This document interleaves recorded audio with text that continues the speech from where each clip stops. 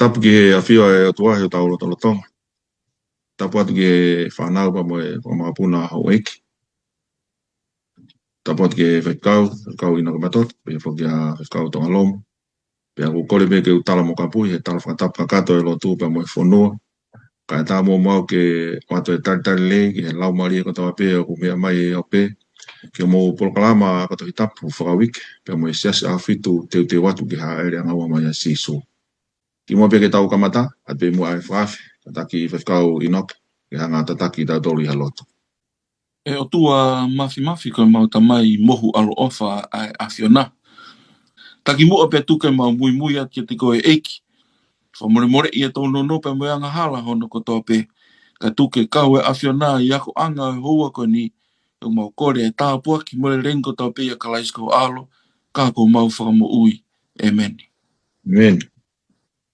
Maloa pe lot le rei ko kamata ke tau ako toi tapu e hoan. Tau hoko mai eni ki hele soni uluaki o e kuatani. Tau wako whoka nei labi kia ia kau inoke, ki he tohi koe a so siwa, ko e tui o tau wako bea me ai. He kukai ke toi kehe, ai kua ngai o tau mo ui ai, neongo koe tau e tolu afi. Ka koe mea koe nai hoko koe pore, koe nai hoko te nau to, koe toi kehe pa mo i kua ngai. Ka koe hana e tui o tau wako bea me ai. Pea koe uluaki ka veinga koe tau le son uluaki pe koe ke he kuatani, he tohi a so siwa. Koe recipe for success. Koe whaunga koe ki he lava mea. Tau ilo tau tore recipe ki a whainga mea kai. Ko no i whoko ha mea kai e mga tuunga ia pia mpehe. Pia me ha whainga recipe whaunga. Ka koe whaunga koe ki he lava mea. Koe tau veste fito koe oe le soni uluaki. Koe tohi koe sosiwa waha ulaki veste fito. Kai kehe, ke malohi pe a koe, mo ke loto toa au pito, ko uhi ke tokanga o whai o whakatatau ki he whono kotoa pe, aia nai whekau ki a te koe e he tamai o eiki ko Mosese. O ana ke tafoki me ai ki he nima to o matau, pe ki he o to e hoi ma, ko uhi ke monu ia koe i he potu kotoa pe o ku ke alu ki ai. Kana e kondisini, ne ange koe ki ai, koe Mosese ni hono wai. O mai pe e Mosese o au ki he pota koe o whanua tala ofa. Pea ko so siwa, Mosese nonoa. So siwa, ke ne hanga whakao koe ne whanonga koe. Kana iai e whaunga koe whaunga ke malohi, pea ke lototo, pea ke tokanga o whakatatau ke he tūtu mea, o si ate kua tako osi mo mea koe talango fua. Ko enu te hao mo mea koe talango fua. O kukai ke toe, koe alupei loto maari, o na ke afe ke he tō mata, o na ke afe ke he tō hema.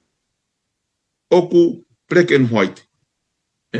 Koe uhinga ke monu ia koe i he potu kotoa pe. Pea kui kai koe tala ofa pe nia na la molame koe ki ai ki a so siwa pe. Tala ofa ni ke he toko taha kotoa. Kai ke koe ki tala noa, Pensimani Santa, koe tare kitai, musika he kawifi poston. Pea koe raki, koe na ne whelao kai pa mene whanau, pa ne taanga nau to. Ei, te mo mau motole ei kotoa pe. Te mo ei kotoa pe ki mau to. Ka koe ni, wea maa tuunga. Mo whai tohi mega te au, raki wike ua koe se mesta. Koe hanai te oatuai. Pe te oatuai ke mo mau ai ei koe ni. He lau e nia, i aho whaka osi koe ia. Ai koe whakaukau whio o mai heni. Neongo ko oange tala o whapalo me si ke nao koe ke te nao kapusi kotoa ke nao tolu koe hei te ni me he whanua koe ni. Ka, ko paupe ke nao ngau e whakataha ke nao tolu pa me otua. He ke hanga otua ia o whai e ngā wen, i kai ke nau ngau whakataha mo ki nau tō. Pe kai ke hanga ea e isileri o whakahoko eni, tai kau pa me otua. Aia koe ki tala teu no pia ko omite mo toki hanga o whakasino mai tau le soni. Ka tau hopa tai pe ki aho Sunday, po aho uluaki, kataki pe whaifkau ino ke matot. Tala no menge ke tala ofa ki a so siwa, tene whakatu uta, ai whanau ai sirere ke whanua o e tala ofa. Malo. Miei e ongo konga tohi e ua ko wheloto ki e nofo ki e ako ko ia ke tari e whihui koe ni, Uluaki tohi ko ia so siwa pe vahe uluaki vesi uluaki ke hi vahe ke ulau kotoa en, te ulau pe mtupe mo ke ulau ki vesi ono no, te utukoka ki konga tohi ono ko. So siwa vahe uluaki vesi uluaki ke ono pe hiria pe kia a Mosese ko tamai eike sihova, nai hoko pe he, nai folofola sihova ke so siwa ko foha nuni, ko tau hi o Mosese o pe he. Ko pe kia e tamai eiki ko Mosese, pe ko eni, ke tuha ke mo alu ke kawai e taha o soa tani, a koe mo e kakaini ko toa pe, ke whanua ai au ko fuaki ke te kinau tolu iyo, ki he whanau a Isleri. Koe potu ko toa pe, e tuu gei homo awhiwae, ko ia ko fuaki ke te kinau tolu, o hangi ko e kutala kia mo se. Me he toa whare panonini, iyo o a atu ke vai tawhelahi, ko vai tawhi ko i whare tesi, ai whanua ko toa pe, o i kakai he ti, o a atu ke tahilahi, o hanga atu ke tō anga la a, ko mō potu e. Tuke ngata pe hen. Kau whak mai mua ke o mai e poini ko ia ko loto ke whaha mai ke tautolu Yehova ko e ni. Ko e hiriange pene pe kia ko ia a Mosese. Hiriange pe kia ko ia a Mosese o ku mahino au pito ta e toi veiveiua. Ko siua nai whire o tua ke ne hoko atu no tataki ngā oe. Ha mahino pe i konga tohi ko ni uraki introduction pe koe o uraki wahi ko ni tohi ko ia so siua. Ka koe whehui ko whehanga o mai. Nai mahino whakaku. Ko siua tene hanga whetongi a Mosese. Te whoki mai heni ke tohi ko ia teu talo no me. Wahi hono ngō fulu mā walu. Pe mo vesi ko ia hono ngō fulu mā ni mamba mo ki he ua uate ke to graufa more. O pau ke mao whainga maari e kau ngā kore soni e hua ko ni. Kau lau mai veso ngō fulu mā ni mamba mo veso ngō fulu mā walu. E whakotu e si hova ko o tua ha palo fita ki te koe. Iho ngahi ka inga o hange ko au ke mou tokanga ki te ia. Veso ngō fulu mā walu. Te whakotu ke te knau tolu ha palo fita iho nau ka inga o hange ko koe. Pe te ai e ku ngahi rea i hono ngutu, pe e rea aki e ia ki te kinau tolu ai e kotoa pe te whekau kia te ia. Ko osi mahino mai ke i tau tolu ia, ne osi hanga e he otua, o teu i pea so siua ke ne whai hono whetongi a Mosese. I he lakanga whakataki hoku atu na tataki e whanau ko a Isleri. O keipe ngahi whakaukau mahu inga hin kaukure son, tupe mua ke hanga to'o mai, ke tokoni pe ke tau tolu, ke mahino maari e ai whakaukau pe poi whihui ko ia o mai e whaiwhikau. Whakaukau ulu aki, koe whaito tonu mo tae mamotu e COVID-19 o tua. Whaito tonu mo tae mamotu ai COVID-19 ai o tua. Whatonga e mea koe ni. Ko taimi ko ia nai pekia ia Mosese.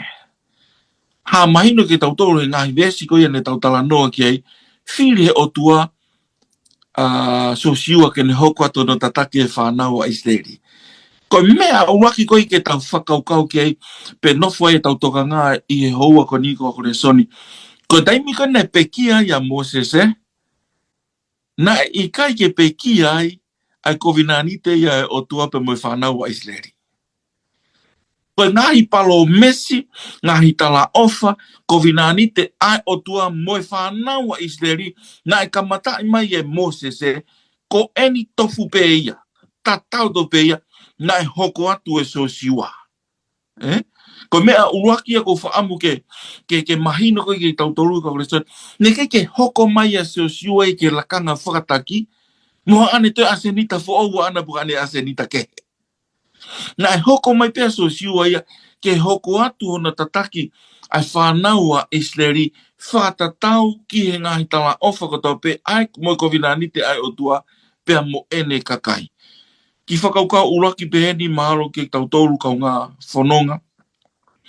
Mahalo pe e taimlahi tau whakaukau, kakai o tuku ki e tau whalala, nau more pe mama atu, me whanonga anga. Pea ngālo kāri ko me e au more tau amanaki e taimlahi. I he whakakaukau, ko nau mawahe nau tōru pe mo ngahi rerei ko hanga o tua toka teo maau pe mo. More ke mama. Ko ngahi rerei ko hanga o tua toka teo maau pe mo. O tikai ke wei e ata. Kau iai e kakai, o nau hua mai ki e ta mo oi o tōni i koe pe mo pe nau mawahe atu. More ke mama au ke pehe koe, ai ngahi tau mua koe o to. Ai koe mea uraki e, ke tau hanga whatonga i koe, i konga ko ni kono wa o se siwa ko Mosese fo o ya na lave mai ki e fai kau hoko mai ko ya so siwa on le hanga ko o fetongi ko a Mosese e ka resoni Fe mao pe ke mahino ke tau tolu hanga o tua teu i ene kautaki me hi tau tangata ki he tau tangata. O hanga o tua teu i ene kautaki ki he ene kakai pe me whanonga tau whai pe me he tau tangata ki he tau tangata. Ai ko uhinga fe mao ke tau whaoua na tau hanga o whakatatau ki tau tolu ki ni ihi o kautaki hanga o tua o mai ki mua ki tau tolu. He une hanga pia o mai ai taki i hono taimi pe o ona. O tu he taimlahi ko tono no anga ini tau tolu ka ki ngata pe tau tolu kautaki ka i taim tatau ai audience pe ko kakai ko tau taki expectation o na uria ti olunga e fe hu mai aso siwa. E lava na iso siwa fai e mea na fai e mo sese. Ka koe ako naki uro aki ki tau tolu kautaki o na ia taim te tau whakaukau pe te tau whawhiwa naki ki tau tolu ki kautaki ko hanga o toa o mai ki mua. Pea ko no ua ki ai kau mui o hanga o tua teu i ene kautaki me he tau tangata ki tau tangata. Whakaukau hono tolu tau hanga o ko mai whakau ko ni ko e taki to tonu i hono taimi ke whakawhia maari e kakai o tua. Mana tui ko tala noa ko ni ko e ose ni e tau e whanoa hono tatake mo sese fukakai a Israeli. Ko na wanga ki hono reo, ko na wanga ki he ene whaunga, ko na wanga ki ene ngahi mea ko tope na ne whai. Ko taimi ko na mpekia mo se whatongai, na e kei po ori pe whanaua Israeli whaingata ke hoko atu e whanonga, ko inga ko na utengi hia i he more ko mo se. Kai ha mai o tua ne talangi ke so siua. He kai ke nofo pe he e pe. Whe mao ke ngā unu ki mua e whanonga e whanaua Israeli. Ko whakaukau ko whianga o mai heni, ko e whenā pasi pe ko e whehoho naki le rei, ai hu mai e taki, ke ne whetongi e taki. Hanga o tua o mai pe a so siua, hena ane o si teu i le rei pe so siua, ke ne hoko le rei e tupe, e tuunga nei ia Moses. Ko ngahi mea ia, o te lava ke taria ke whihui, nā e osi ma teu pe a so siua ke ne tatake. Ko taimi te ta ilo ye le soni ko na tau tok situ a mi ai. Ko e alo mo sese o lotu, na alo mo so siua. Ko e alo mo sese ki a feitu, ko e mui e ia so siua. Hono ako ne kina ia ki lakanga whakataki. Ka hoka ke konga hono ko e pēteni whakateolosia i he ngā ua o tua whawhaunga ia i he whetongi ko ia kautaki. Hange pene ulawi ke nei hanga whatonga i ni e ka wakore soni. Different leaders, same mission. Different leaders, same mission. Neongo ko taki fo o, kana kai ke liriwa mission na ngā weia. Te ke ilo ni e whokawa fo o e tala noa koa Paula. O iei e ni ihi o nau tō e te ngā.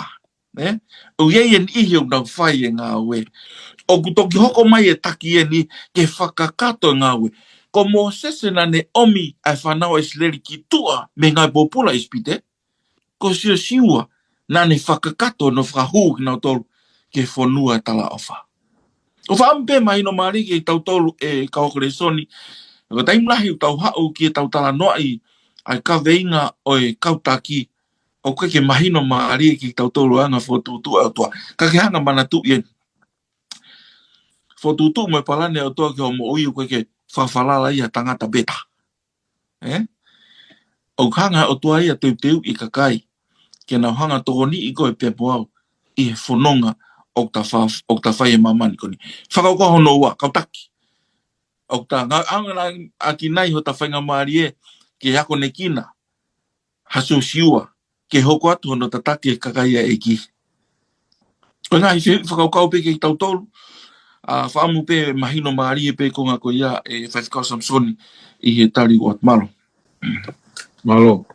Malo pito inoke ai omi mahino a pito ai konga ko ia. Ta hoka tai pe tonga ka tak whamore Tala noa me ange ko e tangata whewhe a sosiua. Malo, whamalo ni ke whaiwhekau ne o si whekau inoka ne o si lawe i mai e konga la whekau waki pa mo tangata, peko tangata whewhe a sosiua.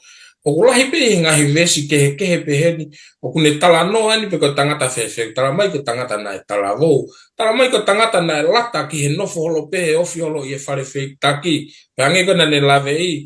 He whai fe kau tangata na e fi ofi a 10th of meeting pe ko fi tuanga lotu ko ia Moses e. Na ne lata ke nofo ofi holo at the presence of the Lord.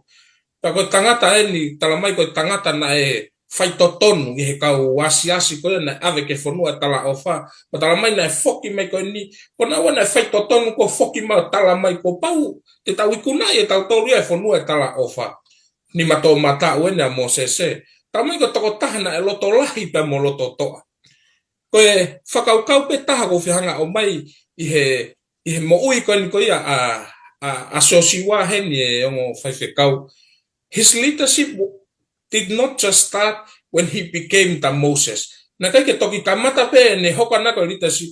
Kone ulunganga whaka leadership ya ana ya pe kone ulunganga whakataki. Na e osi kamata pe ya koe whai totonu ya. Na e kamata pe ya i he teki ke ne hoko hake koe Moses e. Lolo toka pe ne hoko koe siosiwa koe toko ni.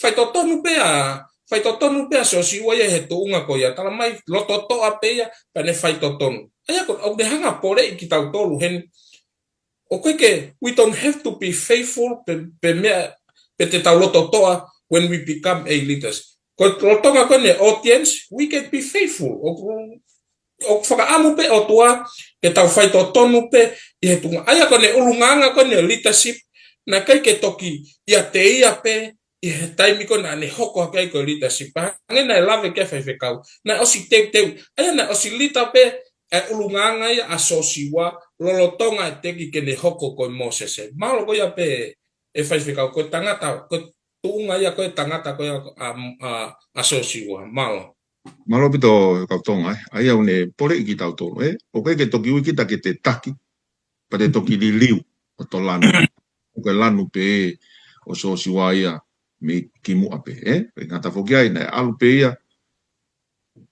ke rifia ia ke hapia ripoti tau alu tangata tui malo tau hoka te harmoni pe wa pe pe tau taimi kolosi to vahe tau cross take divide save kata pe ko inoke ko tohi ko a sosi wa vahe ia ke konga e fa tala no me ange ke ngai konga e fa ko eni kata Malo vito e whewhikau malo e pekau tanga lomu ai wahi mai tari ngai whihu i koe tau wakawholofola i e houa ko e ni.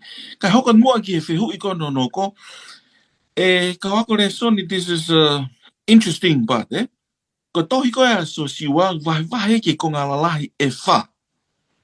Pe koe konga lalahi e wha ko e ni te ki hanga whato ngai o makatuunga hono wahi ko ni ko ngako ngahi rea vea pepe koe ngahi rea ngā ue lalahi o ilo i ngahi wahi pe koe ngahi konga e wha ko ni ai ko taim ko whai koe hono lave i oku uhiga maari e pe ia e anga ne tuu koe he context e ngahi wahi wha ko ni ko mea ko to e mahu inga maari e ngai he koe wahi uruaki pe koe o tohi koe a sosiua o was asi mai pe ngai konga lalahi e wha koe ni ia ki mua e tau wahi koe konga wha ai te kamata i he ngai rea ne asi o mai koe whewhikau koe kolosi whikau aki pe moe kolosi koe ia whanau i se ri te ke ilo a whuirea koe ni te ke ilo ia me he wahe uluaki ki he wahe hono nima vesi tahaua o tohi koe ia sosiua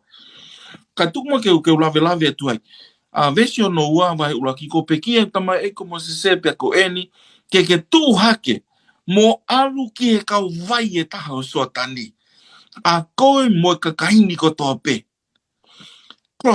kolosi ko fie mau eni ke nau kolosi o kai ka literal kolosi pe ia whaka materia ka koe kolosi eni whaka lau maari ai kolosi ko ni ai ko nau koe wahe hono uluaki vesi uluaki ke wahe ni ma vesi tawa tala noa maata pe ia ki te ue kolosi ko ni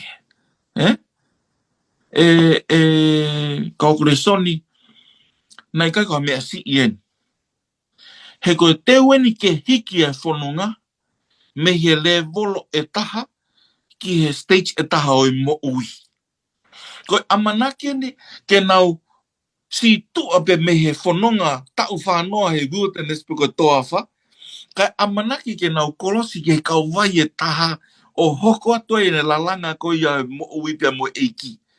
Koi amanaki ni ke whakangaloku tukuange, riaki, ngahi tō onga mo ui e kau vai ko ia ne nau whetakai mai ai, ka nau kolosi ke tō onga mo ui e taha i he kau vai e taha. Nei kai kua mea ni nei whaingo fua e kau ngā Kristiane. Pa koe mea uruaki ni, nei talanoa ki ai, ko ngā uruaki ni te ke iro talanoa ki ai, ai tohi ko ia a siosiua, ko ngā hono ua. Te ke ilo ia pe me tohi ko ia siosiua vahe ni ma, lere ia pe me o ngā ke vahe taha ua, vesi ko ia hono ua wha. Pe koe fo i rea ngā ua pe vea pe ko ia asi ai, koe take, pe koe to'o, pe koe ave, ka koe tau mua ai ni nau whono ngā ai ni. Aia, ko tau, koe amanake ni ke nau hala atu o to'o a tala ofa e o tua. Mana tui ko o sifai e o tua e ne tala ofa. Ka koe amanake ni ke nau kolosi atu pea to'o e tala ofa e o tua ke te nau tolu.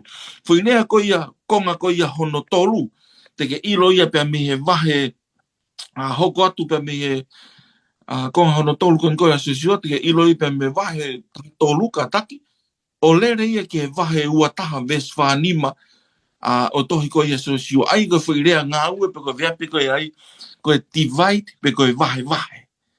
Koe whekau ni ai o tua ke vahe vahe le rei ai ngahi whanua pe moe kakai ko tau pe whanua tala ofa.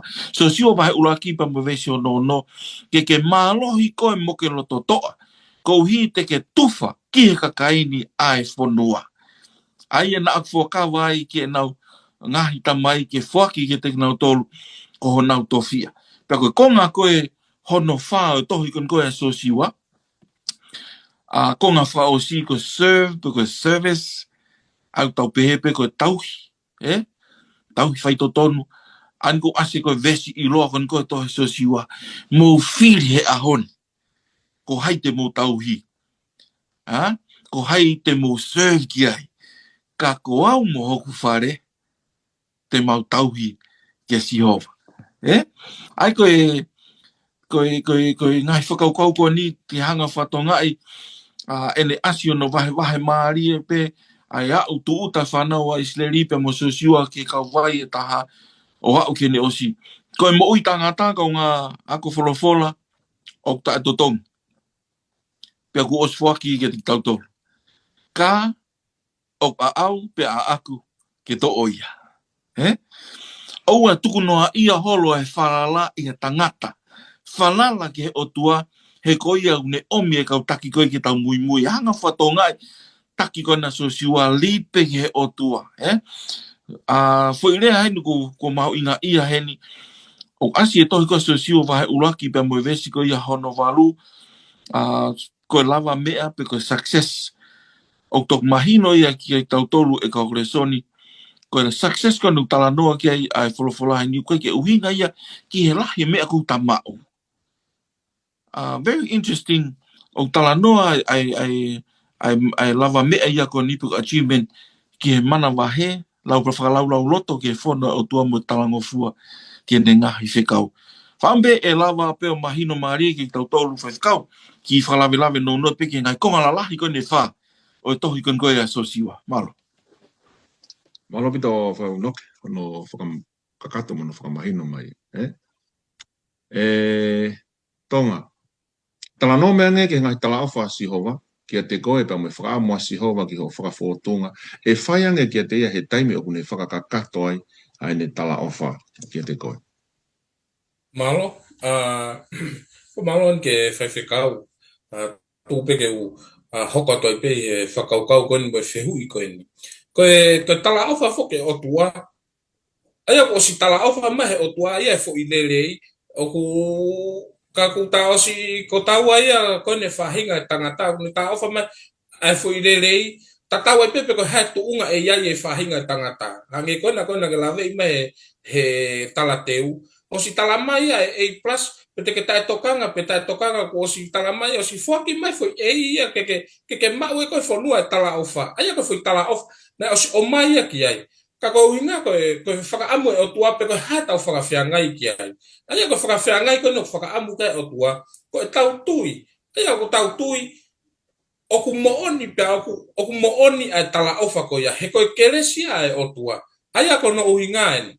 Ko hange ni hatala mai o ku ke tau kolosi ke wha i kau vai e taha, o ki ai e whanua e tala ofa. Ka o ku iai ha vai tafe i he wahaa e o ngo whanua koe ni. He ke lava ko ia o tui tai te ke manga kolosi i ha hala whakakawa ki ai me. Aia koe whaka amu ko ia o tua ke ne kere si me mea, ko ne whaka amu ke tau tui.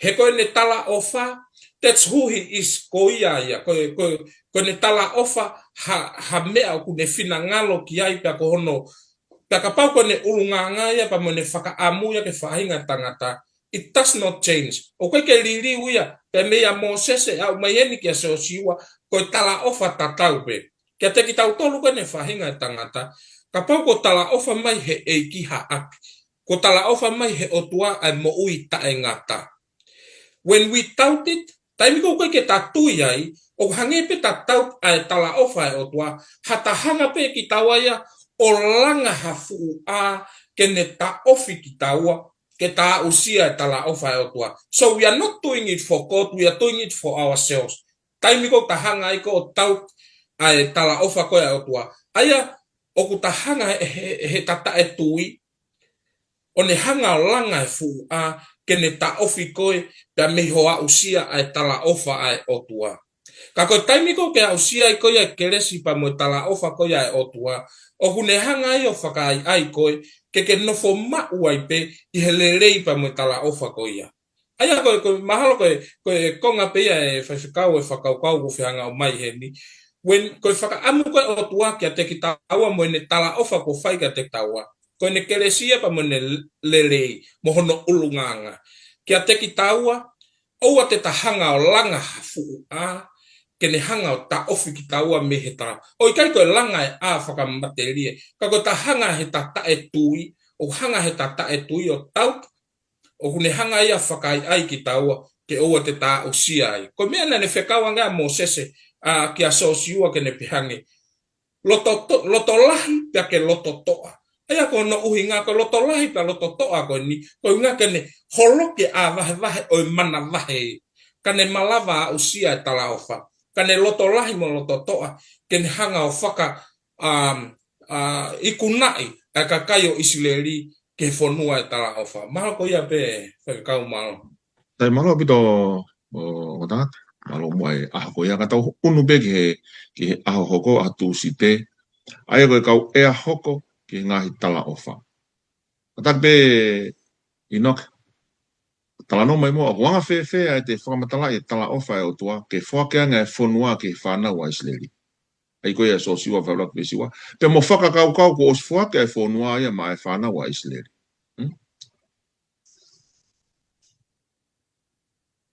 Malo bito e whaiwhikau Samsoni. Koe mo onio bito ni koutu ke tau tolu ka unga Kristiane.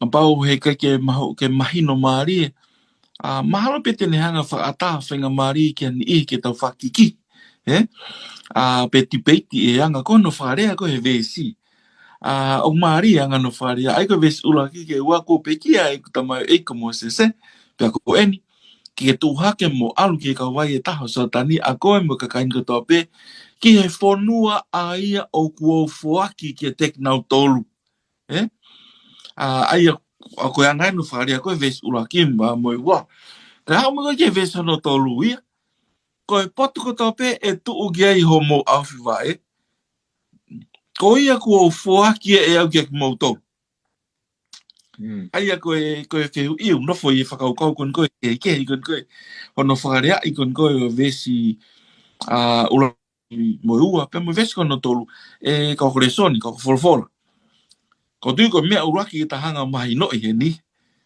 ko wholofola nia ai o tua nia wa ana mea ko tau be mamani o ta nofo mo ui ai Mea ko tau beia kwa anai. Bea neo ko te tahanta whawhihu ia angai ne rea. Kau tau whai tō tau ilo a whio i pehe o tua ia ne rea koe nane wholofola aki.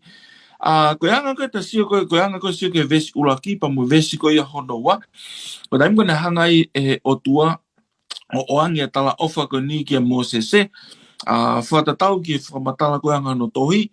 Mga tuunga i e veape to give. Pe whangaa ke to be. Aia koe, it was in the process. Ai ko mga tuungan mana tui ko taimi koe ni. Koe amanakien ke kolosi whanau a iseri ke kauwai e taha so tani. Ko ia e ngahi konga ia e whanua tala ofa kuna o skapa o ma. Ka koe konga lahi o kei toi e ta whaake taha. Ainu amanaki koe ke nau whanonga koe ki ai. Tako nea o mai koe ke vesi koe hono tolu. Pehange rewa, hoko atu rewa wharea vesi o pehange. Koe potu ko toa pe. E tuu ki ai homo awhiwa e. Ko oswaki e au maki mautolu. Aia i he anga kon koe wakai koe ki ai. Anga ko no tohi ni. Koe perfect form. Ai ko no uhinga. An ko wharea ai. Ko past tense. Ko smau ia mautolu. Neo ngo pike nau kolosi nau tolu ki ai. Okay, rewa mea introduce mai he resoni ke mahino ki tautou ko ako wholofola. Ko prophetic perfect.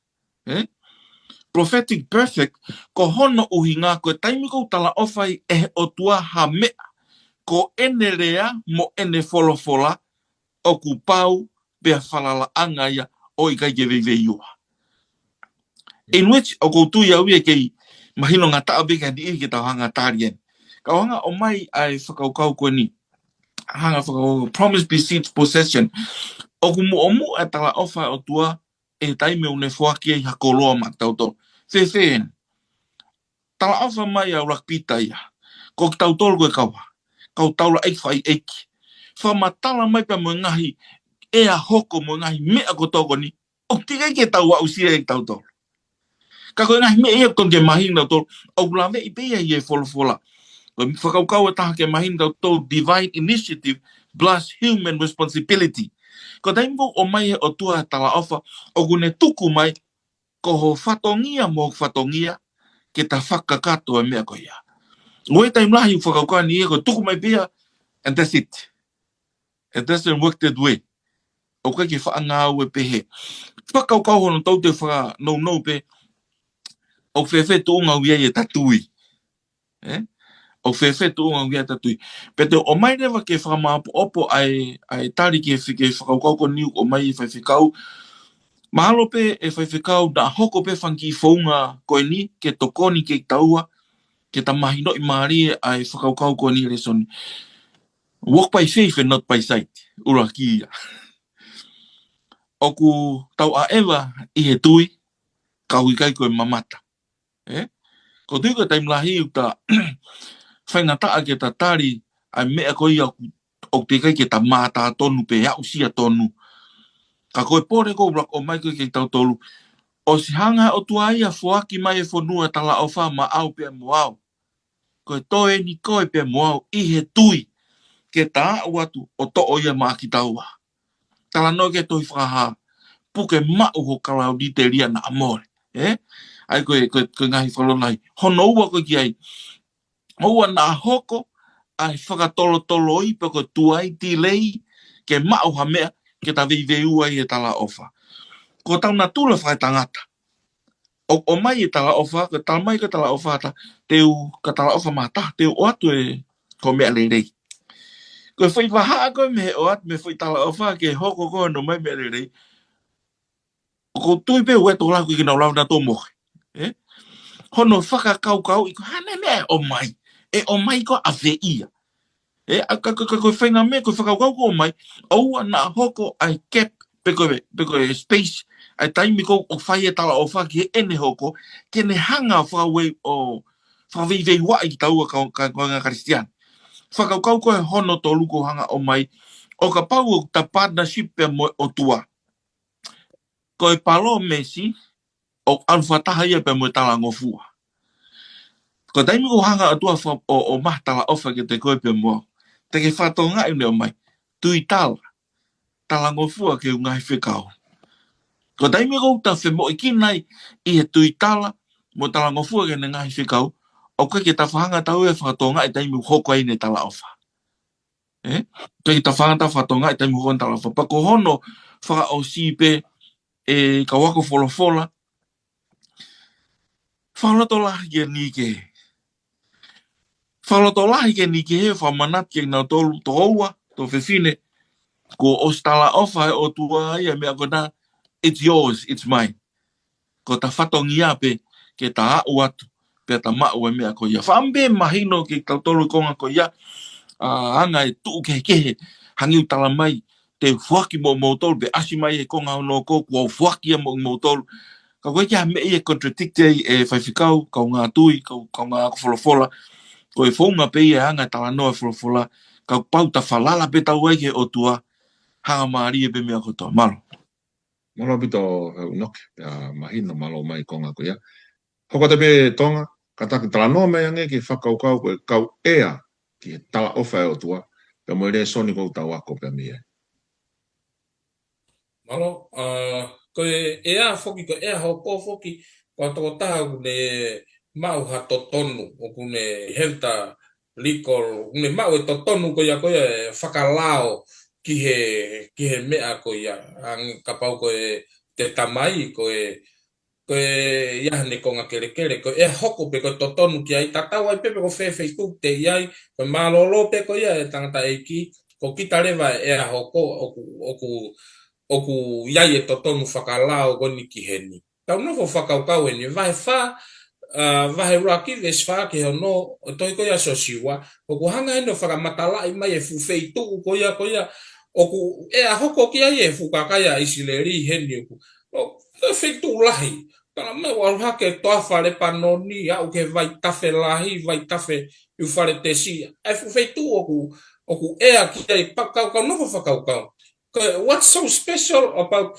ko hafu mea aku mavahe ake mai fu feitu ko ni ko ke te fie hoko ai ko ea ko feitu ko ni o whakatatau ke feitu na nau iai i he ane afi tau hanga o whakahoa ai ako no uhinga o kunau ea ke feitu ko ni it's not just a place o kai ko toafa pe mo vai tafe mo feitu ko ni ko o kune tala e whaka ofa feitu ko ni but that's a place of rest manatui they have been a slavery they have been a slaves o now talu me ane fena hoko ko kau popula i isipite ai ako o ko now e ape ki he fonua ka ko si tala ofa mai o tua ka teknau ko pa me ko ke fuakava fo o hangareva he o tua ia o tala ofa mai reva ke te ki tau tolu ko kau e hoko ki tau tolu ai api ko ya kune alu o teu Pea ka pau rewa kone alo teu ha api pa ne tala mai ko ki tau tolua e a hoko ki ai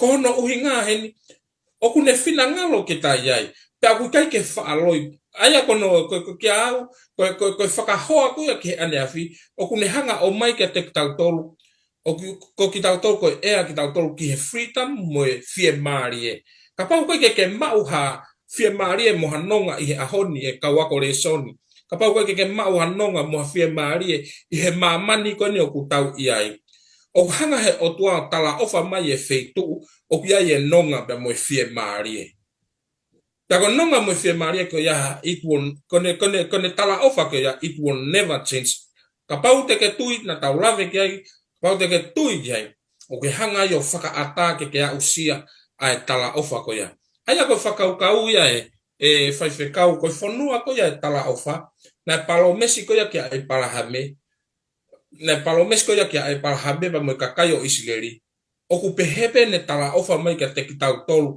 whafounga ia kalaisi ai mo uita e ngata o ikai ko e kenani whakamamani ka ko e whanua e tala ofa o ku iai ai fie maari e ta e ngata o ku iai ai fia ka iai hano tatau o ku iai ai ngahi me a whakaofo ngahi lelei i he te whakau aki ko ia pa mautoa. Aia ko whakau kau ia e mea, ko ki tau tolu o koe ko ea hoko pege whanua tala ofa, ka koe ea hoko ki he fie maari e moe nonga ki a wheitu o fie maari e te mononga. Taka pau rewa ku te hatu ko ea hoko ko o ki ai ho to tonu whakalao ki ai.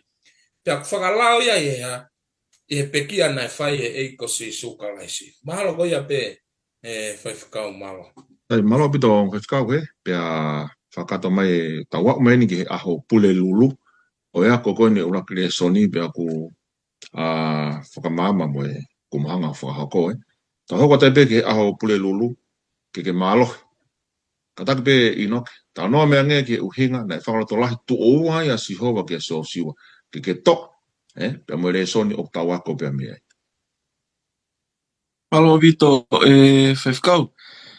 Whewhkau tau wao mai ki konga kone re soni. Hono tō la ave i koe keke mālo i koe pia ke loto toa.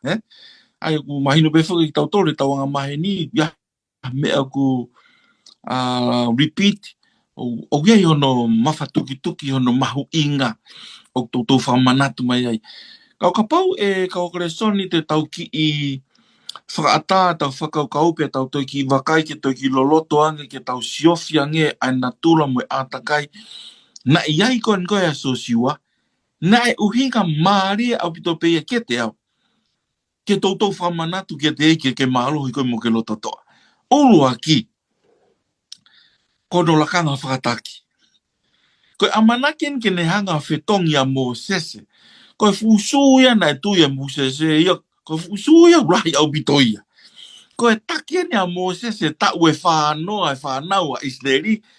Koe ki tau pene fia na mui e so siwa. Koe ki hane tau kei whakataki amanaki ke ne hanga whetongi ia. And it makes sense. Ha mai e o tua talangi so siwa. Ke mālohi koe mo ke loto toa. Tau pehe beni ko tonga. O ware peu whetongi e ko hoka tonga koe whaiwhikau taimka kato. Ia saslahi. E pe tonga ko assistant pe. Koe hafua mea te whai pe koe whaiwhikau. North New Zealand Conference. Koe te siot koe ki ai ko te whawhehu ia. Koe hagu tau kei.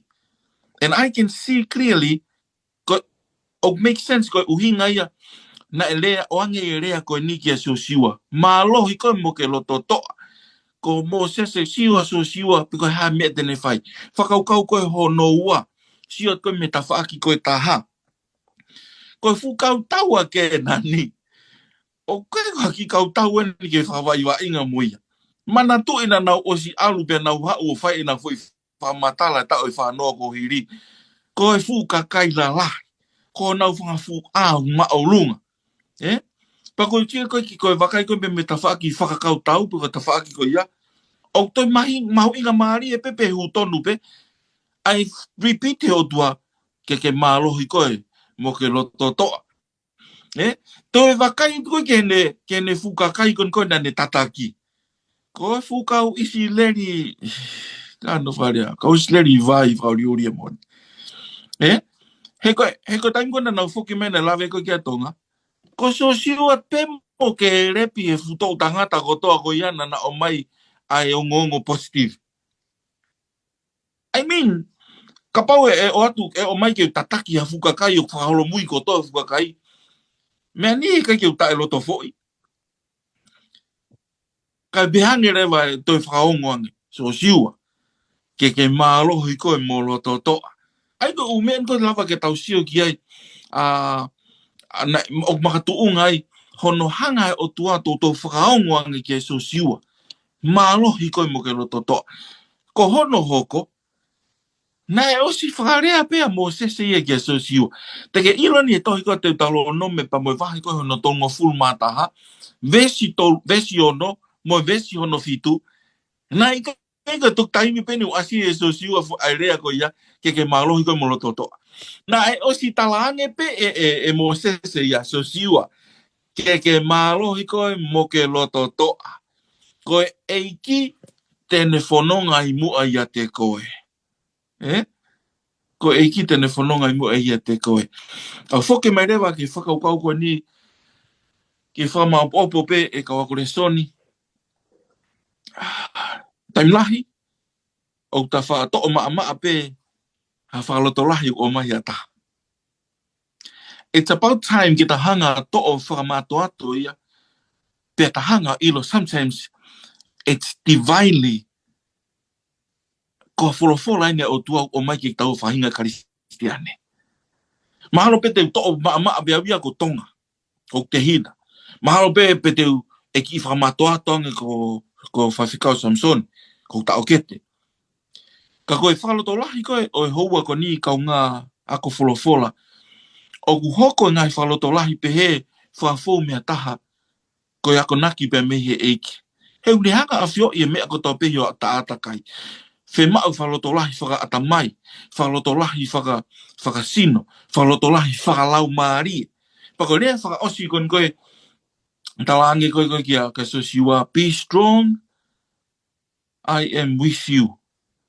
He ko ia te koe. Hangepe ko e ia Mosese, e pehepe e ia te koe. Pako tui koe ako naki le reen ke tau tolu kau ngā kristiani, tau tō mohumu, i he ngawe anga, i he ngowe anga, i he whamiri, i he wheitu upe. O tāko tau peo ne whemau haki push, haki whalotola. Pako tui koe,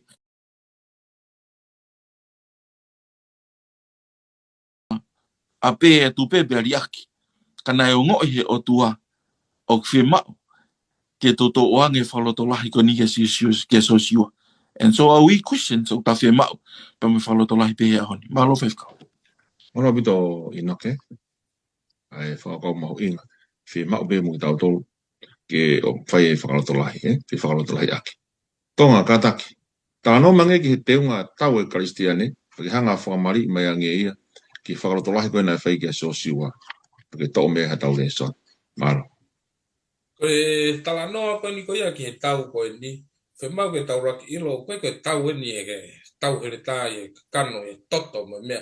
Kau tala noa ni koe tau i he lau maari e koe iai e pe koe whewha uhi koe e kau e lau maari e COVID me lau maari e uri pa mo e otua, pa mo e lere i te tau tolu. Aia koe te unga tau kone karistiane ku hanga he efeso vahe ono vesi loa peno ku mea i pe karistiane ngoto. Efeso vahe ono vesi hongo fulu ki he taha walu o kune hanga i o whakamatala i te unga tau koe e karistiane. Pa kune lave heni, vesi taha ai ka te kumutolo e maha tau kotoa e o tua koe uhike mo whaatua ke e ngai tutun kaka e te volo. He ukikai koe tau whangatua mo e kakano mo e toto. Ka ki e ngahi pure mo ngahi mālohi mo e kau pure o e whakapo uri o e māmani mo e kau lau maari e kovi i he ngahi potu i olunga. Pane tala mai le wahenu, ne hanga ni o kapaute te toki alo lau heni ta mai no no aki ai moonia e konga loto, te koe whatawhata e sifa koe mā oni, ta mai ai ki ho topu wae ake te teo e ongongo lele o merino, to hake pā o e tui, tata o e whakamo ui, here tā o e lau maari e, patala mai o lotu mau pei he lotu tāu mau. Te unga karistiane ia koe ko te unga tau ia koe karistiane o whakaamu koe a hua. Ke te hanga o whakamari pa mo e whakaukau koni koe o tala noa koni ki a sosiua. Ko mea tatau pe, taimina na hoko ake koe a sosiua, pa talange he o tua ki a te ia. Oua na ke teitei ta foki meiha fo i ako naki e taha ai fono. Ka toa e ngahi folo kone anka de Mosese, ta mai ke whakatu mau ia kene nofo mau ki he fono, nofo mau ki ngahi folofola, mo ngahi tala ofa kone oange koia ka Mosese. Whakahoa koia ki a tek tau tolu koni e te unga karistiane, ta mai hai ki a tek tau tolu ai mooni, ko he mooni folofola e o tua. Pia ku toki whakahoa pe hea. Pia ko ngahi te unga nia karistiane une hanga o mai heni ki a tek tau tolu. Tata e whakamo ui, ka kia au mo ku whakamā opo koni koia mo hare e soni ke uhanga ako i he te unga tau e karistiane pa mo sosiua, whakahoa kia sosiua, mo te unga tau koia sosiua, it was the presence of God. Aia koe a fio koia e o tua pa mo ia. Ko ki tau tolu koni karistiane i he aho koni. Ka pau te tau nofo o tau ilo ku tau koe whangatua eni, ai kakano o ku kai ko whangatua e kakano pa mo toto a ko tau mo ngahi lau maari e uri ko tau mahaf tau pe ko tau teunga tau ko presence of God ko a fi o ia te ki tau tolu e o tua. Ma tiu wa hewa walu ve siwa noa. O ako nati atu kia te ki nau tolu ke nau tokanga ki ngahi mea kotoa pe, aia ko whekau kia te ki mou tolu. Pe a wakai o kuou ia te ki mou tolu ma uai pe o wau ki ngata anga o mamani. Amen. Aia ko te unga tau aso siwa ki tau ye fonua e tala ofa. It was that God was with him. Ko presence ko ia o tua. Ko ki tau tolu, ko te teu ko ki tau lolo tonga, tau kono tau lolo tonga hoko ai e mamani ko ni. Ko o tua ta tau pe, malohi ta tau, ko i kuna ta tau pe na ne o anka so siwa. E pe he pe, e tanga ai e te unga tau ko ia ke te tau. Malo. Malo pito mo tangata pe a tawa mai ni ki he aho whaka osi pe aho ia ko tua pule lulu. Tu mari mo lava mea. Kata pe i noke. Tā no mea ngia ki hei ku anga talango fua ke a sihowa. Ko i kuna, whai whakaputo pot, pe ko e tu maari e pe ko e lama mea, pe a monu ia. Malo. Wala pito e whewhikau ai o mai e whihui ko ni whawhalawlawi ki ai. O ia ngai ko ngā tohi e ni ko whia lau mai pe mua mai tau tolu ko mau inga ia pe i he anga no whakarea e ngai ko ngā tohi ko ni. Whamore more pe no tōtou lau e konga ko ni mi e so sio whai uraki. Ako mau inga ia pe anga no whakarea i o e ngahi rea ko ni. Pe ako tui o se unga anoa pe ia te ia kene whakamatala i mai mahino ke tau tolu ka o wholofola a whina ngalo e o tua ke te koe pe mau ko eni kakai. Vai uraki wasi fitu ke mālohi koe mo ke loto toa au pito. Ko hi ke tokanga o whai whakatatau ki he whono kotoa pe. Aia na whikau ke te koe e tama e ko mo sese. Oua na ake ta whoki me iai ke ni mato mata au pe ke tohe ma. Ko hi ke ka monu ia koe i potu kotoa pe o ku ke alu ki ai. Ko tohini o whono. Ke oua na mahu ia me hongutu. Ko tohini o whono. Ke oua na mahu ia pe me hongutu. Aia koe tala noa kotoa pe ia. O tala noa i e wholofola pe koe whono ai o tua. Ka ke whakalaulau loto ki ai i he aho pia moe pō. Whakalaulau loto ki he aho moe pō. Koe uhi ke tokanga o whai whakatatau ki he mea kotoa pe kua tohu i ai. He ko ia te ke ngauhi koe ke monu i ai ho hala. Key to success. Whakalaulau loto ki he whono ai o tua. Talango fua ka kato ki ai. Ko ia tene ai koe ke monu ia. I'm not too sure pa koe hātau whainga whonga key to success i mamani e ahoni. Au kau hau mua ki he senesi wa whawes whanoa. Pepehe mai eia ke te au ko Sihova. Ai au ko alu i hono au. Tene whekau ene angelo ke alu mo koe o whamonu ia. Ho o alu. Pe te ke omi hau noho ki hokfuha me ka inga me whare o ita mai. Tala noa koe ki he lava me a. Pa mo ngahi rea kon koe ku o mai. Monu ia prosperous. Whai whapoto asieni koe. Api koe ikuna success. Ke hono e anga ne asi koe ngai context ke kon koe wholofola. Toi ke hono whamatala i ona ia Isaia wahini matolu. Pa mo e vesi koe ia hono hongo fulu. Sambe uruaki vestolua monu ia tangata hui kai eve eva i whakaukau e anga kovi. Pe tuu i he hala o kauanga hala. Pe nofo i he nofoa o manuki kako ene fia oku i he whono a Sihova.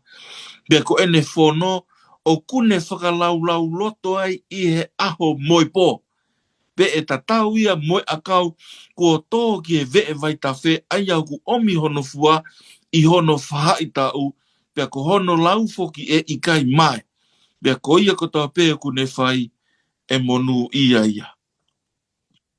Ko toi whamanatu pe ka wako le soni. Ko hea mea tō ai tau whamamawha e ahoni. Mahalo pe to e whamamawha e ngahi mea ke o e mamani ko e ni. But the key to success ko ni na tala mahino ke so siwa. Ko ni tala no ke e tangata tohi same. Whakalaulau roto ke ni ngahi whono. Pea tala ngofua ka kato ki a te ia. A ewa i e tala ngofua ke ngahi whono ai o tua. Ko tui pe i ahoni e whaingata. Ka o mai pe whakaukau ko ni e taim totonu i ka ngā karistiani. Ko taim pe ke ta wakai i pe whewhe ta tuunga ho ta wā. Kai koe wā pepe moe o tua. Kai koe wā pe moe ni ngahi whekau.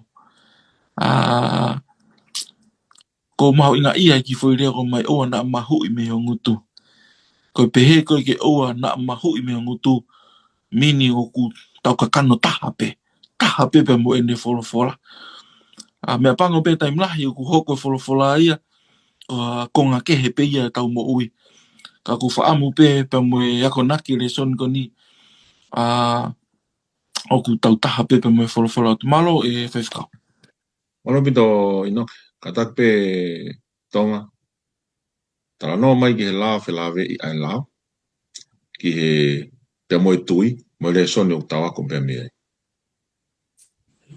Malo pito malo ku ma opo pito e whakakau e whikawaki pa moe lao no lave i me whai whikau. Ka tupile lau ate vestol taha ko ia e tohi ko ia loma. Loma mahe tolu vestol taha. Pea ku tau whakatai au ngā i koa ai whono i he tui i kai au pito. Ka au ku mau whakatu mau ai whono. E anga whewhe ke tau ilo ko ki tau tolu kone whahinga tangata pa moe pure anga ko tau peo tau kau ki ai. O ki ai hono lao ne hanga o ne hanga o tau hiaki ke melino e feituga. Ai ko tau mua whokia e whono ai ko ke melino e nofo e feituga ia. Ka e anga whewhe ke tau ilo o ku tau ko ngā ue pe ko foi exini o ku tau whai o ku COVID pe o ku lere. Te tau ilo ia mga tuunga he tau ilo ko ia e whono. Pea ka paurewa ku tau hanga o mau e lao, pe o tau halai arema i he lao ko ia e pure anga pa moe tuunga ko ia. Aia koe whono, koe whono pa moe tui, o ku hanga he whono, o ku ne hanga o talatu kia te koe, o ku ke whie mau e tui. Aia ku ke koe, ko taimi pe o ke whaihala ai o tate mea o ku ke anga hala. Mana tui koe anga hala, koe mau i ko ia e whono. Pea ka paurewa ku ke hanga o mau e talatu rewa kia te koe o ke whie mau a kalaisi. Pea ko kalaisi o whie mau e tui. Pea ko whie mau rewa i ho tui ko ia ka kalaisi. Aia koe uhinga nia o ku ke hanga e ko ia o ke hanga e ko ia o ngā we a ho whakamo ui pe ko ho hao ngā ke te tau ia. A ku ke unga ko ke halaia i he whono ko ia pe ke halaia pe ku ke osi totonu ke tau tea i koe. Hangarewa e kalaisi, whailau ko ia kalaisi koe na ne hanga whai, o ne hanga e o to'o ai e fo i konga ko ia. Pea ko mea whai koe tui. Ai arewa ko ho o tui ko ia, pea ku ke experience ho tui ko ia, ko experience ha wā whekau aki pa mo o tua wā ofiang ia. Hanga ho tui ko kia kalaisi, o ne hanga taktaki koe, ke talango fua he, koe ke lava pay your price i o ngā ue whai. Pea ku ne hanga rewa, o takaki koe ke talango fua ki he whono. Aia koe wā whekau aki o loia. Ai lao, ai koe, ka pau e iai e lao, tai kau ai e tui. O tau claim rewa o salvation by works. Pea ka pau o ki ai e tui, o kai ke kau ai whono. O hange pia tau whie mau a kalaisi, ka kai ke tau whie talango fua. Pea ka pau rewa o ki ai e lao, pea mo e tui. O hanga he o tua o wha mo ui a ki tau tolu, aki ene keresi, pea ne hanga rewa o whakai ai ki tau tolu, ke tau mo ui talango fua ki he whono. Ka koe kamata, o ne hanga o talamai ki a te koe ho tau nou, whie mau ki aluka kalaisi, pea hanga rewa ho e kalaisi, o moho wā experience ko ia pa mo o tua, o ne whakai ai koe, ke tauhi ko ia ai whono. Mā ko ia pe whaifukau maro. Malo pito tonga katak pe inoki ka hanga pe o whama apo mai tawa ko le soni pe ka hiri pe toki whakahiri e whaifukau tonga lom ke ne lot whakausi mai.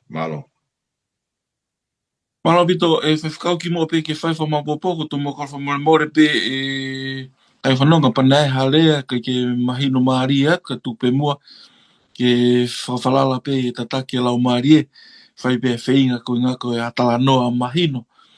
Ka whamau opo mua a re soni, viai o ngō whakaukau la lahi pe ua ko whi o mai, ke whamau opa ke re soni ko ia o e houa ko ini. Ulu aki, koe monu ia mo oni pe koe lava mea mo oni o ku hau ia, me he talango fua ka kato ki e wholofola e o tua. Pea koe roi pia ia mahalo pe ia e ni ihe kai ke fuu loto tatau pe loto veiveiua ke whakaukau koe ni. Kau hanga pe mo whamatala ke mahino ulu aki o konga ka ni. Kono mo ni nai alua so siua whianga ngai pa mo kau kena ni e mala e tau. O ne ikunai. Ko pau ke hopo i ke mala e tau o whai e whinga tau. Ka koe uhinga to tonu koe o e monu ia mo e lava mea, neka ke makatu o ngai e mala e tau. Tala no mahino pe wholofola ia ki ai whakalau loto ki e eku whono i he aho pea mo e pō. Ko ia ia te ke monu ia ai. Ko toa e nahi mea ke hene to tānaki mai, but the key to success. Ko ni kus tala noa mahino pe ke wholofola. O hinga pe o mai ko ilo i tau nofo mo ui i a mamani, o ti whaine success ia o ki ke. Mahalo pe o kunau sio ki he wealth, he pe ko koloa kou ta mau, taitol, pe ko e position kou ta iai, popularity ko hai o iloa, kau whamanatu mai ki e tau tolu ia e kai ngā whanong, kau kore son, kau wholofola, ko e lava mea, pe ko e monu ia ko e tolonga o ta ngata, aia waka i he ilo, whalala, mo talango fua ke wholofola e o tua. Whakaukau reo ko noua, loto toa, mo maalohi, o tafe beipeia me a fio anga e o tua. Ke maalohi koe mo ke loto toa. Nau ta komi ka wheitu hala. Mahalo pe, mao pe ki maalohi me ei. Kau koe ki wholoa, ki tolongai. Ke maalohi mo loto toa, o tafe mai peia, pe me a fio anga ko ia o e o tua. Tautou hanga o tua whamanatu se siua ke maalohi ko mo ke loto toa. Ko iri fia ia mo mana wahe ko mea beia whanatula o no mol, o hoko. Pena makatunga ko se siua ko tama toa. And yet, na e talangi o tua se siua. Maalohi ko mo ke loto toa. E nai afio i o tua ia. O fie mau e se siua. Ke oange ai whahinga whakaloto lahi ko ia. Pea ko whamanatu ia hua ko ni ko kore son, ko wholofola. Mao pepe mehe o tua. Mahalo pete ke o ngoi, ia taime o ke ria e kina, kau mea hoko. Mahalo pete ke o ngoi, o gei e whakaloto foi, kau mea pe hoko. Lahi e pore, kau mea koto pene hoko. Ka kau mea koe ke tahanga manatu i e fiaf ko ni, kau mea kou maho ingange, ho o tui, mo eku tui, pe koe hae tuunga ta iai, o i kai hanga e o tua, ori aki koe, pe moau ke tatu e noa. Tari, o ke loto toa, he oku wo ia te koe. Whameanga e ki o whaitaupo i kina, tau tolpe mo whakaukau, o i houa koe ni e whaifkau. Malo. Malo. Not whakas me pēta. Ata. Ralotu, o tua mafi. Ko le soni e ko mau mo o wholoa ko mau ikuna e mau wako ki ai whafonga pe e tatake lau maari e maaniani. O tua mafi ko mau lotu e toinga tu koe ni eiki. Ke tu ke hange pe e mea mau ako ko mau mohui. Ke mau hanga o whakatu ma ai ngahi whaunga ki he ikuna pe koe whaunga ki he lava mea. Tō taha ko tō pe i he mohui koe ni eiki. O ki ai e mea o kune o ki ai e feitu, o ki ai e mo ui, o kune whakaamu ke a, o ki ai e tuunga mo ui. Le soni e kuata koe nipa mo le soni ulua ki kune hanga a koi ki a te mautoru a ngahi whaunga eki. Taha pe whaunga ko mau whaupe i he awhiona, pake mau talango fua ka kato pe ki ho o wholofola. O tua mafi mau lotu a tāpua kuma wahi. no ia mua he kau whanonga kuna whanongoa ni tuke hoko ai a kore soni ka mo ako folofola a koe ni mo wike koe ni ken hanga o pole i e mau moi ko vave a ho o toi foki mai ia ha mau whaka amu ki e api ko ia koe ni ai fonga ke mau talango fua pa ke mau mui mui i e awhiana tabe ki na ngo whaifkau pa mo ngā ue ko tō pēku mau fuesia tuke hoko pēni ko ngahi mea ke ne hanga o toko ni hato e lau mani e ki he pure anga e langi. Ka mea tempu ke ne hanga toko ni ki mau tōru whawhoi tui tui. Ke mau wao sia e pure anga ko ia. Whamore more mau tō nou nou tari mau no tūne wa alo ko sisu kalaiska ko mau whamu ui. Amen. Amen. Malo bito mo me mai, pila whatanga pena e ongo le leia, ai whahoani, a te pe me whawhe mo te mea mai e pe, e he wika hao ke hokatai ho mo wakato he tapu. Ka mo siasi a whitu, te watu ke haere anga wa maasi isu. Malo bito mo mea mai, ka mo mea toa whātu.